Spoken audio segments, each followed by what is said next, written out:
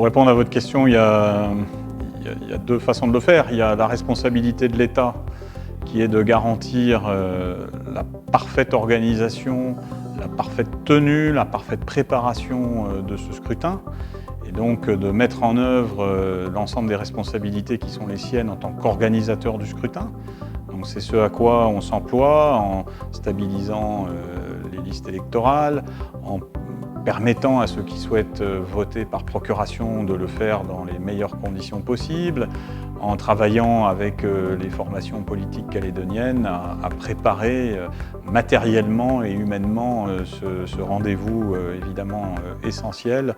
dans une relation de transparence, de clarté, dans le souci de mobiliser le maximum de ressources pour que ce scrutin, encore une fois, se déroule dans les plus parfaites conditions, et c'est la demande du gouvernement national, c'est la mission qui m'est confiée. Bien entendu, cela se fera en lien avec la commission de contrôle qui a démarré sa mission, qui est présidée par un conseiller d'État,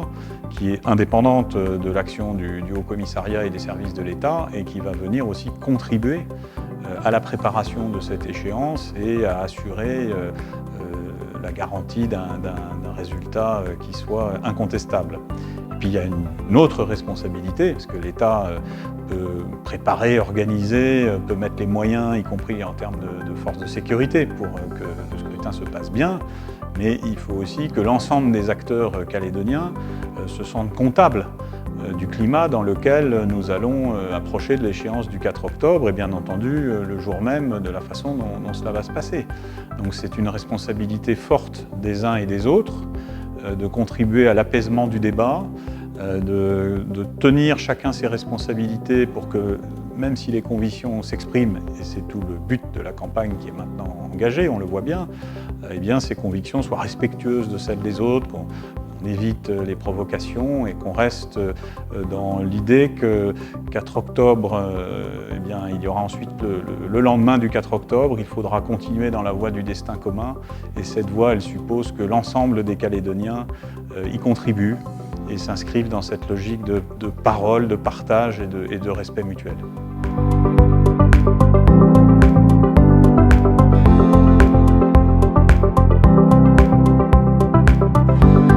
En 2018, l'État avait mis en place des moyens très importants pour garantir la sécurité des opérations de vote le jour J, en novembre 2018. Et bien évidemment, un effort comparable, et même un peu augmenté, va être fait cette année, en tenant compte aussi des enseignements de 2018. Les choses à l'époque s'étaient passées finalement dans un climat de sérénité, de respect qui avait été noté par tout le monde, qui avait aussi contribué au caractère incontestable des résultats, à la reconnaissance par les observateurs étrangers qui étaient présents de cette qualité de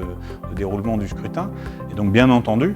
l'État met les moyens dans un contexte qui est différent, bien sûr, avec les conditions d'entrée en Nouvelle-Calédonie, avec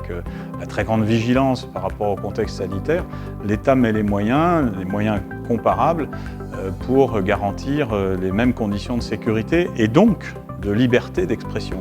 pour les Calédoniens qui vont aller voter, je l'espère, le plus nombreux possible, pour ceux qui le peuvent, le 4 octobre prochain. Et à titre d'exemple, s'il faut donner un chiffre, nous déploierons, dans l'état actuel des choses, au jour d'aujourd'hui, nous prévoyons de déployer près de 1200 policiers et gendarmes partout en Nouvelle-Calédonie, au plus près des bureaux de vote, à la fois sur l'ensemble du territoire et puis avec des moyens de renfort et d'intervention si c'était nécessaire. Donc nous prévoyons de déployer ces personnels le jour du scrutin. Il y aura naturellement des renforts avant, il y aura aussi des renforts après, mais voilà, l'État se sent pleinement comptable des conditions de sécurité et donc de sérénité du vote.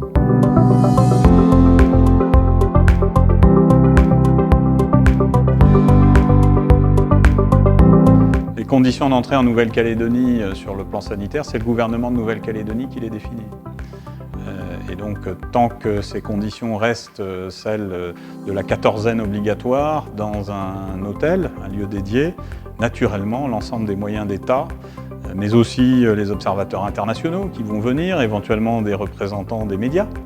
eh bien, toutes ces personnes sont soumises exactement aux mêmes règles que l'ensemble des personnes qui veulent venir en Nouvelle-Calédonie. Donc elles feront leur quatorzaine, elles seront testées à l'issue de la quatorzaine. C'est le respect des règles qui sont fixées par le gouvernement de Nouvelle-Calédonie.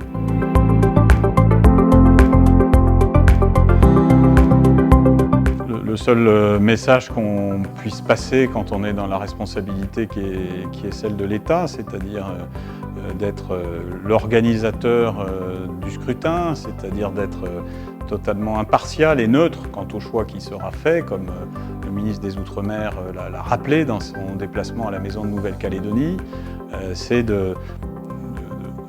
prendre cette occasion qui est donnée de s'exprimer sur l'avenir de la Nouvelle-Calédonie, de participer les plus nombreux possibles au scrutin du 4 octobre et d'exprimer leur choix.